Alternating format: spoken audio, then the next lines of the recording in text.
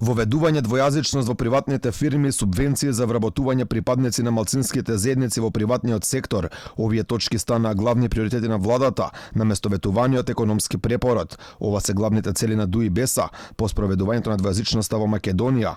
Дали Заев со цел мир во владата ќе попушти пред овие барања на своите коалициони партнери, останува отворено прашање.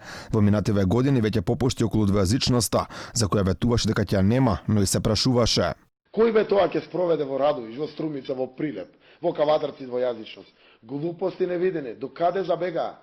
За разлика од овие ветувања и прашања поставени со чудење од страна на премиерот, 4 години подоцна, ситуацијата е сосем поразлична.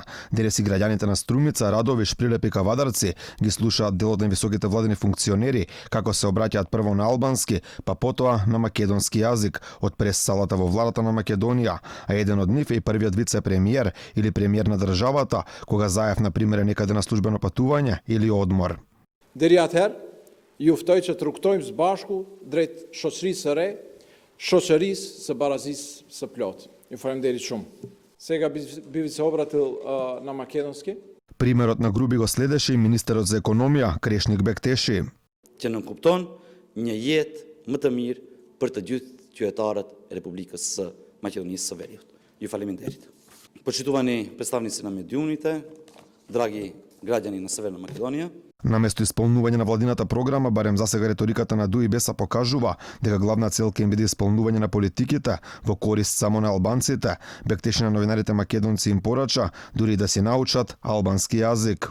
Вас ви одговарам на македонски, на новинарите албанци им одговарам на албански јазик. Секој дополнителен јазик е додадена вредност, а тоа секој би бил и за вас како новинар. Имајте во предвид дека има и многу функционери, но секако дека и имате многу колеги кои го зборуваат тој јазик. Дека е добро македонските новинари да научат албански, порача и министерот за животна средина, кој прв пат после година и пол министерување проговори македонски на пресконференција.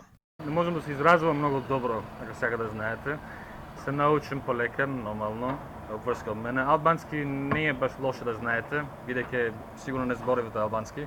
Ветувањата беа едно, реалноста сепак сосем друго. Пред 4 години беше ветувано дека нема да има двојазичност на територијата на цела Македонија. За 4 години подоцна, двојазични таблени институции треба се појават во места каде што не живее ниту еден албанец.